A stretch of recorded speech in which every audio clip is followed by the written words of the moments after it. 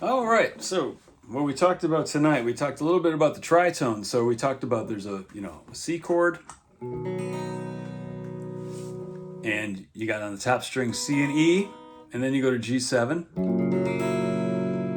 and you got B and F, which is the tritone, and that's dissonant, right? So music is all about tension and resolution. So you got the tension, which resolves to, right?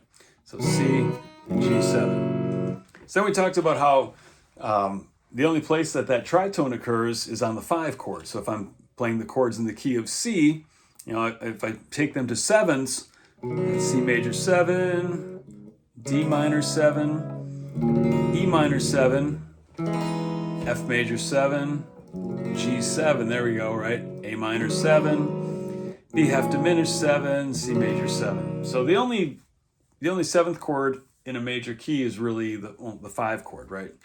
C, D, E, F, G, 1, 2, 3, 4, 5. So we talked about how the blues are, it's like a rule breaking progression, right? Because you've got A7, and you go D7, back to A7, and there's E7 in there, right? Back to A7. So those technically can't really be in the same key. That's important to know.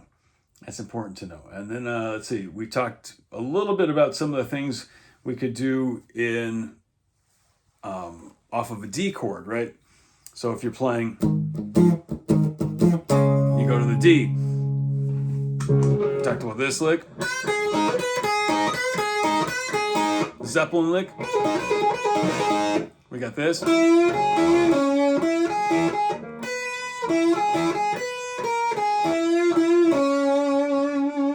Right.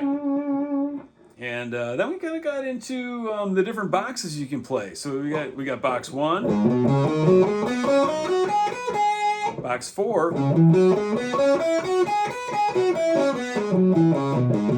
box 3 for the E, box 4 for the D, box 3 for the E.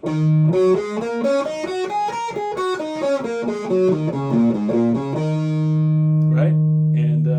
And then the Chuck Berry thing, we ended up with that. So in A, we're going, whoops.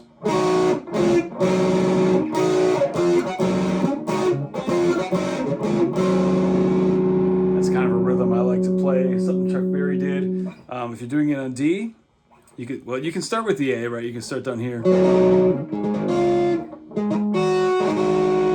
If you're doing that on a D, and on the E,